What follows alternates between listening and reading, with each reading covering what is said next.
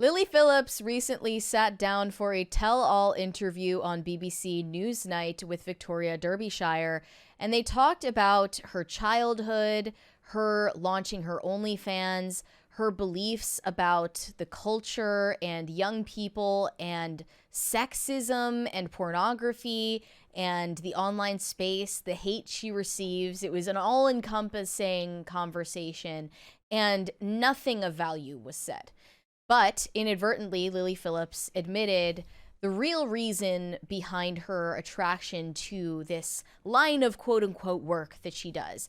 And in case you, for some reason, hadn't heard yet, Lily Phillips is one of the two famous British OnlyFans stars who have vowed to sleep with insane amounts of men and film it for content. She slept with over 100 men. On the other hand, Bonnie Blue slept with over 1,000 men for her OnlyFans. It's turned into a trend in and of itself, and they are two of the most controversial women in the internet sphere, but also in their own country because they have such an insular culture in the UK. Mm-hmm. She has risen to such prominence in her country that I think that as Americans, we won't understand it. There's no one really like that here. I think we just have all the mainstream celebrities that we talk about, but in the UK, she is turned into a local celebrity for the fact that she is a porn star. So this was the revelation that came out and went viral the most. The issue of young people accessing online pornography via smartphones is one that politicians and parents around the world are grappling with. And now, in an interview, Lily Phillips reveals that she first watched pornography at 11 years old, and she says it may be linked to how she now earns her living. So let's take a look at this clip where she gets questioned about that. I probably watched pornography first when I was maybe 11. And so if it ends up freezing, I'm going to take it out of full screen, but we'll try it this way. Okay. I've always known about it. I've always knew it was a thing. And I always thought it was very normal to watch. Right. But if you started watching it at 11, yeah. I mean, that is so young. Yeah. And you say it's normal. Can you describe how it has influenced you and your brain and your outlook on sex? You know what? It actually made me really sex confident and learn a lot of things. I mean, that's mostly how I learned through pornography. And I do think it has a positive effect on me, just in terms of like understanding things a little bit more. Right. But as we know, what we see in pornography online can be extreme. Is not normal. It depends what type of pornography you're watching. That's what I would say. Okay. And when you look back and reflect on the fact that you had access to this pornography and were looking at it from the age of 11, and not just you, any Gen Z who's got a smartphone. Yeah. Does that suggest to you that maybe your generation has been let down by politicians or the tech companies or even parents? I think it's hard because sex is a part of life, and I don't. But think not when you're 11. But I think you should be learning from it from that age. I do believe that, because that's when you start to think about things like that. But learning. Yeah, she actually just said that. Maybe not via learning. Pornography? Yeah, maybe not learning from pornography, but I do think understanding it more from that age would be helpful. Is there a direct link between you watching pornography as you grew up and the decisions you've made to do what you do now? I think maybe. I mean, I don't know a life without pornography, so maybe. Okay. So before she was caught in her own words, she said that she believes 11-year-olds, possibly children even younger, ought to learn about sex from pornography, and she claims this is primarily how she learned about sex. And of course, I mean, this has an effect on her brain long term. And of course, this has something to do with the fact that she was attracted to this as a quote unquote career path. Now, earlier in the interview, toward the very beginning, she is asked about her upbringing. And this was the most strange part of the interview by far, stranger than this, because she tells Victoria Derbyshire, the interviewer, that she had a perfect childhood, that her parents were perfect. They did nothing wrong in raising her. They raised her perfectly. Her upbringing was perfect. Okay. She actually used that word. She said her upbringing was perfect. 0 issues, 0 trauma. And when I hear someone emphatically state something like that, I find it incredibly hard to believe, especially knowing who she is now, of course, but also because even people who did have a good upbringing are not going to sit there and tell you that it was perfect. No one who had a good upbringing and a wholesome, intact family is going to tell you that they had a perfect upbringing and that their parents never did anything wrong. Okay. No one would say that. Yeah. You know? Yeah. You mean you feel like it's as childhoods go, I had a pretty good one, but it was not perfect. I would not sit there and say that it was perfect. So her saying that, do you think sounds like she's overcompensating for something, that she's lying, that she is exaggerating so that people will get off her back, because everyone, of course, asks her about her childhood, wondering why she's so messed up in the head today. And she's hoping she can just put those rumors to rest by claiming she had a perfect childhood. No one believes that. She exhibits all the signs of someone who was groomed or possibly even abused, and at the very least, as her own admission, exposed to pornography from an extremely young age. Mm-hmm. And that says everything you need to know about why she made the decision she started making later on in life.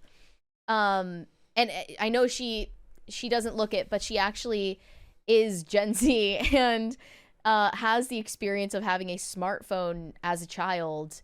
And this is something that is still unprecedented and needs to be talked about. And she thinks that she's offering some kind of wisdom. And it's just nonsense. Like, everything she's saying, I don't even know if she knows how stupid it sounds. But I saw this comment on the full interview where someone said, rightly or wrongly, Lily Phillips is becoming the acceptable face of porn and of OnlyFans because she is well-spoken and upper middle class. That's the truth. Because she's not ghetto and she doesn't have tattoos and she doesn't do drugs and she has a posh accent and she dresses well and she's able to be professional in a setting like this on national television. I mean, that's existed within the American industry for years. There are examples of the women in the industry who went on to be very, very mainstream, work in Hollywood. And well, then who has been the acceptable face of pornography before her? In America? I don't know. I don't know what the answer would be. I just know that... So I don't think that is a thing that's existed. The point being that she's working for herself then and not the industry at large. Like, I guess. I mean, I don't even know if acceptable is the word, because it's not like people are looking at this as something to aspire to. Even the interviewer doesn't look at this as something to aspire to. The interviewer is calling into question everything she's saying. We have a 20 from St. Miles. Can we say she is a groomer? I mean, I do think that she knows children see her content and she's fine with that.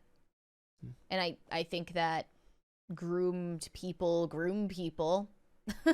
I'm sad to say that is a common occurrence, that there is a link there. And just as soon as she started talking about her early exposure to pornography, the interviewer mentioned Billie Eilish's public comments on that. So I wanted to harken back to her comment about getting exposed to pornography and how it changed her brain chemistry for the worse. I mean, are we talking just like physical sex scenes here? Because in America, Playboy and that type of stuff was those magazines were unbelievably mainstream all through the 80s, 90s, and early 2000s until sex negative feminism made it not okay. Well, the difference between static images on a page and 4K high-speed internet pornography in the era that Lily Phillips is talking about, it's so different. Like, it's so stark that it barely even needs to be explained. Like, the point is that this was a long time coming, and it's not like this is anything new. There was the lady who did in like 2008, the woman who parodied Sarah Palin and was very mainstream and did talk shows and stuff like that. I didn't know that. That was a thing. And then we're talking 2 decades ago now, or not 2 decades ago, but 15 years ago now. I mean, I think that you at that time still would have been seen as like some kind of freak show, and like Lily Phillips is. You don't think that people look at Lily Phillips like a freak show? On the internet, yes, but she is still like in a situation like this being spoken to as a spokesperson for her industry. Okay, well, here we go. This is Billie Eilish. As a woman, I think porn is a disgrace, and I used to watch a lot of porn, to be honest. I started watching porn when I was like 11. I thought that's how you learn. Why is it 11? Both examples. Why is that? How to have sex. I was watching abusive porn, to be honest. When I was like 14. And I, thought I was one of the guys and would talk about it and think it was really cool for not having a problem with it and not seeing why it was bad. And I think it really destroyed my brain. And I feel incredibly devastated that I was exposed to so much porn. I think that I had like sleep paralysis and these like almost like night terror / just nightmares because of it. I think that's how they started, because I would just watch abusive BDSM. I couldn't watch anything else, like unless it was violent. I'm so angry that porn is so loved. As a woman, so I think porn is a that was the quote that was read out loud to Lily Phillips in this interview, and Lily Phillips was like, yeah, I don't know, I guess like everybody is different or whatever. Like, she was just like, I really think she's not that bright, and she has no idea the impact that she's having. I don't think she would care even if she did. No. And then Victoria Derbyshire, the interviewer, shared a little op-ed that was about their interview later in, I think it was the next day, and it was what Lily Phillips tells us about porn, and it's by Sarah Ditum, I believe, at the Times. She says, most unexpectedly, Lily Phillips accepted that there was 100% a link between the explosion of pornography and the rise of misogynist manosphere content as represented by Andrew Tate. For Lily Phillips, the quote, red pill men are the opposite extreme of her own work. It's worth noting, though, that Andrew Tate obviously made money off of the porn industry himself. Everything around Lily Phillips, OnlyFans, red pill, content creation, YouTube, makes her feel like a new phenomenon born out of the technology of today. But this discussion was really old-fashioned feminism. Can an act as intimate and vulnerable as sex really be considered work, or is it inevitably exploitative? Phillips might not want my sympathy, but she has it. These are her choices, but they're choices made within an industry that extracts a good profit from her willingness to take excruciating risks to her body and her psyche, and if she chose not to, she'd just be another OnlyFans girl competing for attention. And they say, I'm grateful to Lily Phillips for her candor. When I texted my 18-year-old daughter to say I was doing Newsnight, she too had thoughts about Lily Phillips.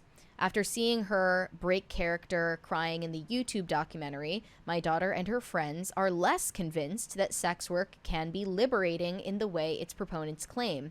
If Lily Phillips is getting that message across, she might be a feminist hero after all. So there's the silver lining in all of it, right? She was an unintended. Yeah. Okay.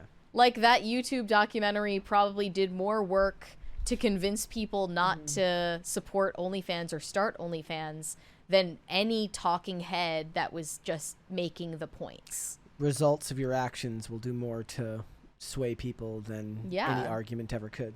Yeah. And it was interesting how they tried to get her to address, like, the manosphere in the interview. Like, She was saying that she thinks pornography is good for society. She thinks that it's good for children, and she thinks that it's educational and empowering. But she also thinks that it's linked to misogyny. Weird how that works. Make it make sense. I don't understand. This is why I think that Lily Phillips just isn't that smart. Like, people... I mean, are there people saying that she's smart? Yes. Okay. No, because when we were initially covering the 100 guys stunt, people were saying, oh, this is all like 4D chess on her part. She was planning for this to happen. She was fake crying. She's trying to extract sympathy from you to get her name out there. And it was like all a plan. And she's this mastermind behind the scenes, pulling the strings.